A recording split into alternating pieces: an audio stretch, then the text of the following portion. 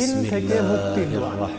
একটা দোয়া আছে হাদিসের মধ্যে, যে দোয়াটার সম্পর্কে হাদিসে এসেছে যে এই দোয়াটা যদি কেউ পাঠ করে এবং প্রতিদিন আল্লাহর কাছে এই দোয়াটার মাধ্যমে সাহায্য চায় এবং দোয়াটার অর্থ বুঝে আল্লাহর কাছে অনুনয় বিনয় করে আল্লাহর কাছে প্রার্থনা করে, তো যদি সে বুঝে ঈমানের সাথে আল্লাহর প্রতি তাওয়াক্কুল রেখে এই দোয়াটা পাঠ করতে পারে দোয়া কবুলের মুহূর্তগুলোতে, ইনশাআল্লাহ আশা করা যায় যে আল্লাহ রাসূল সাল্লাল্লাহু আলাইহি ওয়াসাল্লাম বলেছেন যে তার ঋণটা যদি, তার দাইন বা দেনা পাওনাটা যদি পাহাড়ের সমানও হয়, একটা পাহাড়ের সমানও হয়, ইনশাআল্লাহু তাআলা আল্লাহ পাক তার সেই ঋণ পরিশোধের যাবতীয় ব্যবস্থা করে দিবেন।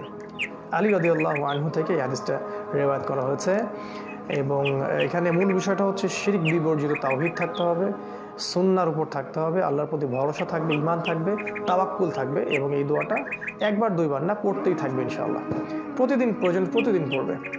আল্লাহ রাসূল সাল্লাল্লাহু আলাইহি ওয়াসাল্লাম বলেছেন কারো ঋণ যদি পাহাড় সমানও হয়, ইনশাআল্লাহ তাআলা এই দোয়ার বরকতে আল্লাহ পাক তার ঋণ পরিশোধ করার ব্যবস্থা করে দিবেন। কোনো না কোনোভাবে আল্লাহ পাক তার ঋণ পরিশোধ করিয়ে দিবেন ইনশাআল্লাহ। দোয়াটা হচ্ছে আল্লাহুম্মা, হে আল্লাহ, ইকফিনি বি হালালিকা আন হারামিকা, অথবা এইভাবে বলতে পারেন আল্লাহুম্মা কফিনি, আল্লাহুম্মা কফিনি এটাও বলতে পারেন, অথবা আল্লাহুম্মা ইকফিনি এটাও বলতে পারেন।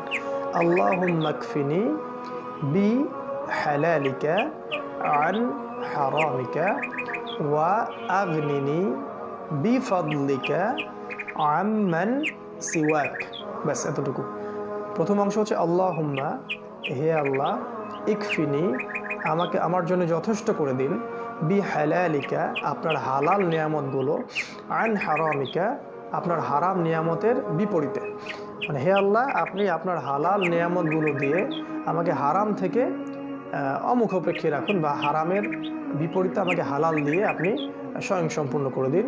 ও আগনিনি, এবং আমাকে ধনী করুন, আমার অভাব মুক্ত করে দিন। ও আগনিনি, আমাকে অভাব মুক্ত করে দিন। ও আগনিনি বিফাদলিকা, আপনার অনুগ্রহ দ্বারা, আম্মান সিওয়াক, আপনি ছাড়া বাকি সমস্ত বিষয় থেকে। অর্থাৎ সারগর্ভ অর্থ হচ্ছে হে আল্লাহ, আপনার হালাল নেয়ামতগুলো দিয়ে আমাকে আপনি হারাম থেকে সেভ করুন, বাঁচিয়ে নিন, এবং আপনার অনুগ্রহ দিয়ে আমাকে আপনি ছাড়া অন্য সমস্ত বিষয় থেকে অভাব মুক্ত করে দিন। এই দোয়াটা যদি আমরা ইনশাল্লাহ সলাতে পাঠ করি, সিজদায় পাঠ করতে পারেন, শেষ রাতে পাঠ করতে পারেন, দোয়া কবুলের মুহূর্তগুলোতে সিয়ামরত অবস্থায় পাঠ করতে পারেন, ইনশাআল্লাহ তাআলা আল্লাহ রাব্বুল আলামিন কঠিন থেকে কঠিন ঋণ বা অন্যের সাথে হক বা এই যে বিষয়গুলো থাকে, এগুলো থেকে আল্লাহ পাক ইনশাআল্লাহ তাআলা আমাদেরকে মুক্ত রাখবেন, পবিত্র রাখবেন ইনশাআল্লাহ তাআলা।